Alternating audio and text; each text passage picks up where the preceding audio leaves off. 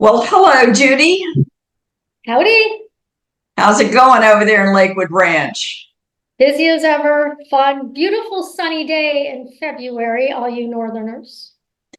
It is just perfect outside, isn't it?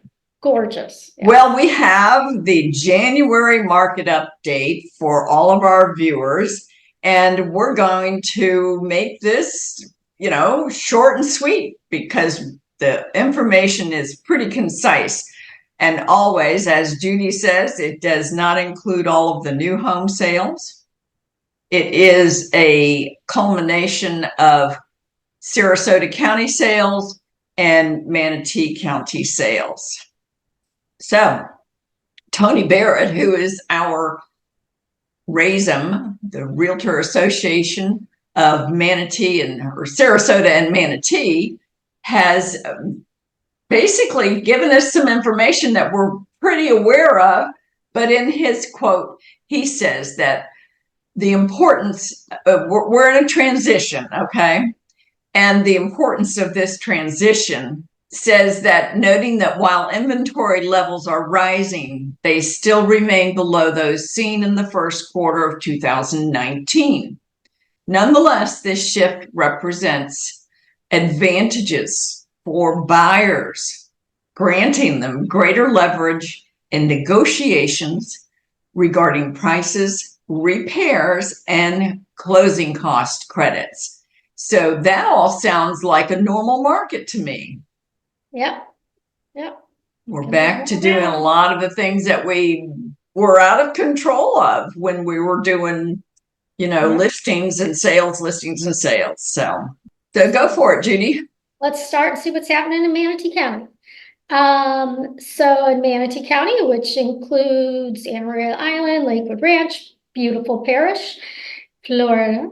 Closed sales for single family homes, these are, more or less standalone or villas, is 408 closed sales for the past month in January. That's up 10.9%.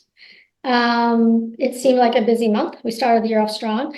Closed condo sales were at 185, and that is up 8.8%. I am working with a customer looking at some condos, and the three we looked at 2 weeks ago are all sold. That's interesting. And then the median price for a single family home in Manatee County is $525,000. That is up 3.8%. So everybody who thought prices were going down doesn't seem to be. Yeah. Median price for the condos is $357,990, which is also up 3.8%. So it's exactly the same increase. Time to contract. Now, here's where we're seeing some differences. Time to contract for single family homes is 35 days. And time to contract on condos is 47 days. Again, these are averages. So a customer of Susan and ours and mine came in this past weekend, and 3 of the homes he and his wife are interested in are all, by the time we went out yesterday, we're all under contract. So there are some things hitting the market and moving still very fast. I have a listing that went under contract within 3 weeks, I think. And so these are averages. It does give buyers a little more time to inspect and stuff, but still, although there are increases, they're pretty normal. And then months of supply, here's where things are getting interesting. The single family home months of supply is 3.9 months. That's up 21.9% for Manatee. Condos are up to 5.6 months, which is an increase of 75%. And as we've mentioned, a balanced market is a 6-month supply. So condos are looking a little more balanced. There are also some new condo sales mixed in here too. And again, like we said, not everything that's new is in these numbers. We are seeing sellers have to offer a better prepared product. So you have to paint, you have to, if someone's looking at 5 houses, make it where they're going to envision themselves living there, make it like they could see themselves living there as it is. So don't decide that I'm not doing this and I'm not doing that. It has to look good. But there's still negotiations and there's still give and take. So yeah, we can help you on both sides, and that's Manatee County. Manatee County's holding strong. Okay, then. And yes, speaking of new home communities and the three that went under contract that weren't under contract last Thursday, I went to Beach Walk to meet some customers Friday. And the sales rep told me that in the last 3 weeks, they have written 32 contracts. Yeah, I had one builder we went to yesterday did not have a quick move in to sell us. And they don't even have a to be built lot. They're waiting on a new phase, which we won't see Right. until mid-March. So there's felt a little familiar to a couple years ago, like we can't sell you anything because we don't have it. So, Right.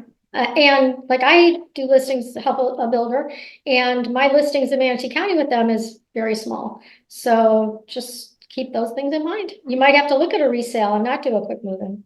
Right. And also at Beach Walk, when I was there, we were looking at an inventory. It was a pretty good deal. And my customers just weren't ready. And within that afternoon, she had put it under contract. Yep, that's what we're seeing. Yeah. But let's look at overall Sarasota County. And as in Manatee County, we have an increase in closed sales of 18.5%, going up to 487. We also see a decrease. So it's a little bit of a mixed bag here, a decrease in condo sales, not a lot, 4.6%, but still it was a decrease. Still have And as far as median home sales prices go, yeah, this looking for a stable market and prices decreasing or staying the way they were is just not happening here. We saw an increase of 16.3% to bring our median home sales price up to $535. As well, in the condo market, a small percentage increase to 420,000. Our days on market are a little longer than Manatee. We have 40 days for single family homes, which is almost a 38% increase from last year. And the time to contract for condos is 35 days, which is a big increase from last year.